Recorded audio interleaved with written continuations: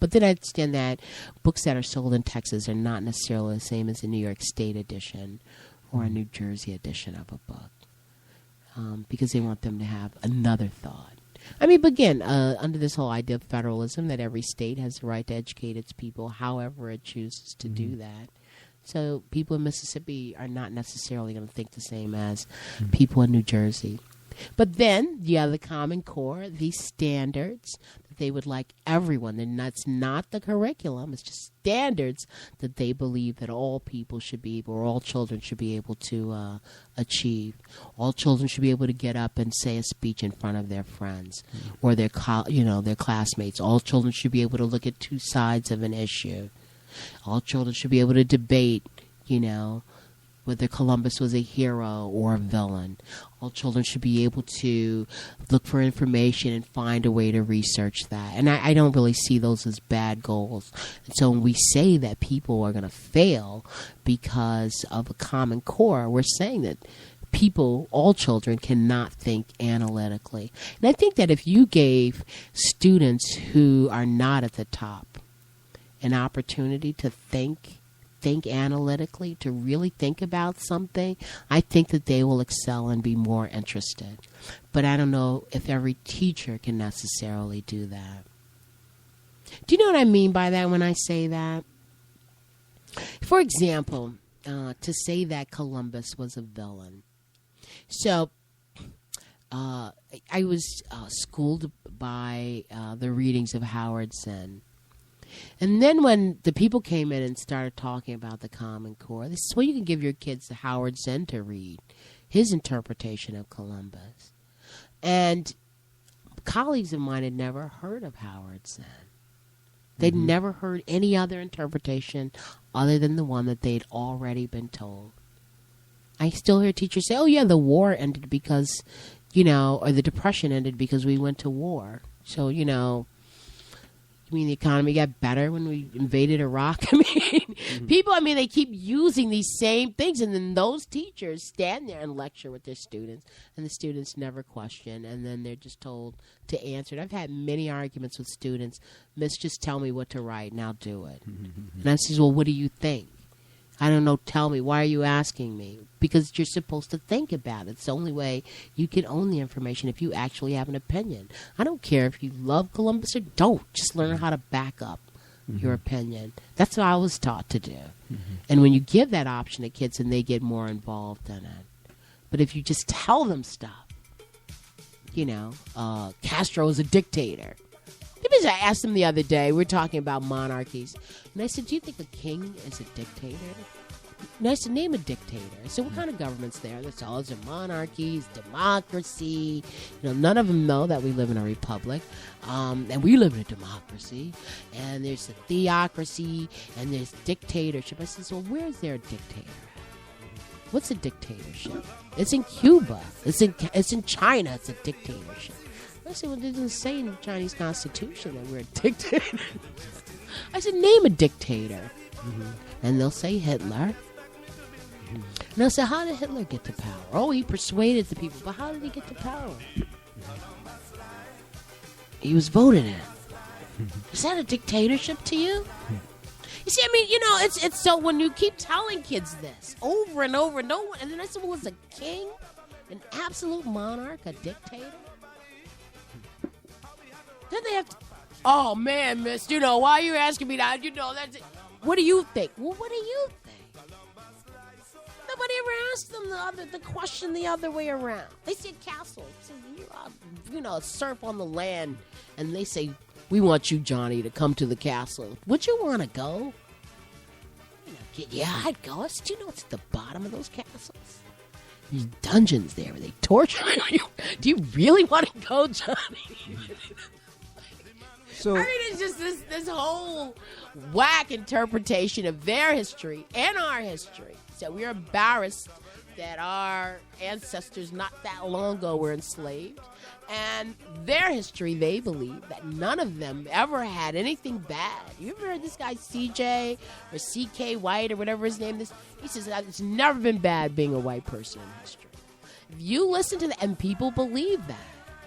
They believe that. But you got 90% of the people who were peasants who are under a system of feudalism, which is the equivalent of slavery. Everywhere you read, you will see that. If you read about it, you got to ask, can you leave? You can't leave. You're bound to the land. You're in debt. That's slavery. But no, it's only us.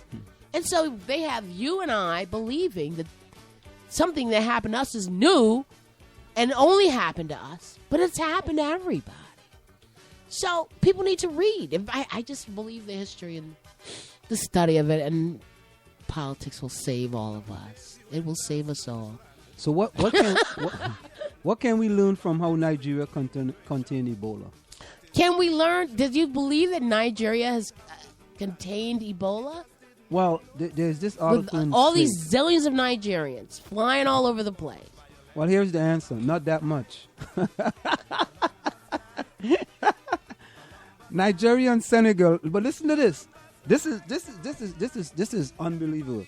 This is an article dated October the 15th, right? This was Where are before. you finding this article? Let me read along. This is in Slate.com. What can we learn from how Nigeria contained Ebola? Not that much. Nigeria and Senegal could be declared Ebola-free by the World Health Organization in a few days. This was before they were declared Ebola-free. After clearing the requisite 42-day period with no cases, in all, 20 people were infected in Nigeria with 8 fatalities. Only one person in Senegal became infected, but that victim has recovered.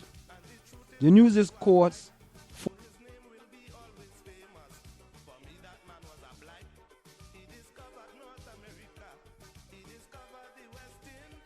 Africa's largest society and a major international commercial center was one of the most terrifying scenarios we have to contemplate over the past few weeks.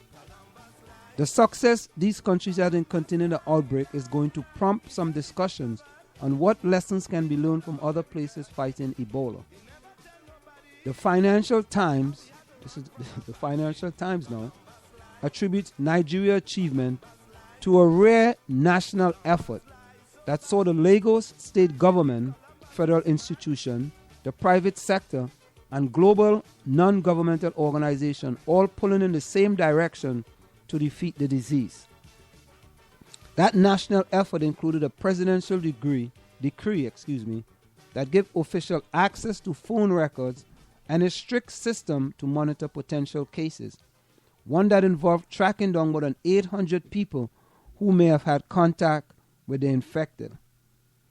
But arguably, Nigeria didn't actually do a very impressive job. A single Liberian man who traveled to Nigeria in July infected 11 hospital staff in the time between his admission to a hospital and when his tests were received. There might have been more infection if not for a doctor strike that reduced the number of people who came into contact with him. One doctor told the New York Times, at the time, nobody was prepared for it. The advantage Nigeria had was that the outbreak began with this one man who was immediately taken from the airport to a clinic at a time when Ebola was already a crisis. By contrast, international agencies and authorities in 3 countries at the epicenter of the outbreak, Guinea, Liberia, and Sierra Leone, didn't wake up to the severity of the disease until dozens were already affected. Rather than demonstrating the effectiveness of any particular method of Ebola control, the case of Nigeria and the less severe case of Senegal confirm what we have known about the disease from the beginning. Despite its high mortality rate, Ebola is relatively difficult to transmit from person to person, and under normal circumstances, it is relatively easy to contain with common sense public health measures. Isolating those infected, limiting the exposure of healthcare workers, and tracking down those who may have come in contact with them for a variety of reasons. This was not done in Liberia, Sierra Leone, and Guinea until it was too late. So they're telling you, very simple. Track down all the individuals they have come into contact with and try to limit the amount of people that the person come in contact with. You know, when I have some time, I'm going to find out what other countries have done about this whole... Despite early lapses, Nigeria, country that's not known for reliable public institution or healthcare infrastructure, was able to get the outbreak under control. And despite the early lapses in Dallas, the U.S. should be able to do the same. Of course, that's not much comfort if you live in one of the countries where it's already out of control. So, they're telling you it's pretty easy. It's not that difficult. Why are we hearing all this ruckus? Well, you weren't here, but I read the story about the Republican that got up in Congress and said, we need to close our borders. We need to stop all African flights, all flights coming from West Africa into United States of America. We need to quarantine them. Don't let no flights come from West Africa. That's one of the ways we're going to stop Ebola coming into this country. And the Republican was fighting you up there. It's like, Congressman, excuse me, sir. There is no direct flights coming from West Africa to the United States of America. I was here when we talked about that. Oh, you were here? Yes. Okay. Are you sure? Yes. Are you sure about that? No.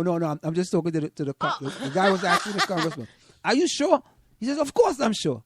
He said, Congressman, there's no direct flights coming from West Africa. Do you see the type of things that they do that just doesn't make any sense?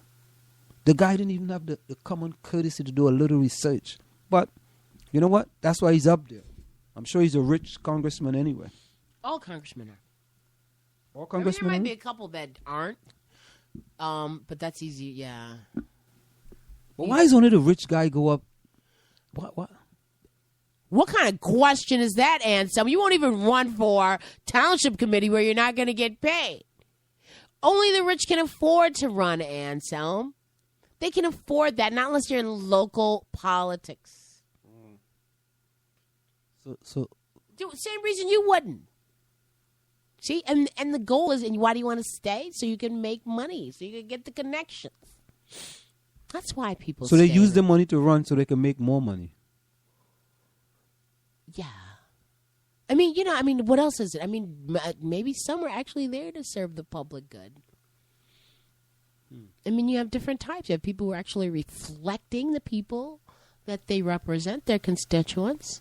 And then you have the other people who are reflecting those who are giving them the money to vote on certain things. But it's a time check now. So we are doomed, right?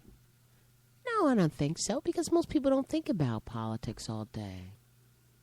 Is that the quote of the day? I'd like to read that today. I hope it's good. Hold up. I don't want you to pass your germs over here. I'm not gonna. The germs are already in the room. I have Ebola. Get ready. Hold up. Let me send this to you. Hold up. Don't. Oh my God. Hold up. What do you call these things? What's that? This thing I'm wearing. Hold up. Select all. Are you gonna quote Gandhi? Is this a Gandhi quote? No, we're still on the air, you know. I know we're still on the air. You know, sometimes I gotta tell. Funny. What's wrong? If you're gonna have a Gandhi quote, what's wrong? No, it's not a Gandhi quote. Okay. You want me to find some revolutionary to quote, or we are still here in the village of Handsome and Margie on the South Orange Maple Online Radio Experience. We are getting you the Somar quote of the day. Yes, and while he's looking for the Somar quote, I'm gonna give you a time check. Well, time check. The time is approximately 9:29 p.m. We're gonna go for a short break, and when we come back, we're gonna come. Then back we'll with have this, the Somar quote of the day. We're gonna come back with the Somar quote of the day. We'll be right back. The Strollers present Bruce Norris's Pulitzer Prize-winning play, Clybourne Park, Fridays and Saturdays, November 7th, 8th, 14th, and 15th at 8 p.m., and Sunday, November 9th at 2 p.m. Sunday matinee will be sign language interpreted for the hearing impaired. All performances at the Bergdorf Center for the Performing Arts, 10 Duran Road, Maplewood. Adult tickets, $20. Student senior, $15. For tickets, call 973-761-8453 or visit our website, www.thestrollers.org. Don't stay at home. Come play with the Strollers. Are you looking for a professional logo design for your website, brand, or business? Then we are the company you are looking for. We are professional graphic designers, and with our skills, we will design a perfect, high-quality logo for you. We work with standout concepts, nice contrasts, and color balance. Please let us know your text for use in logo, web address,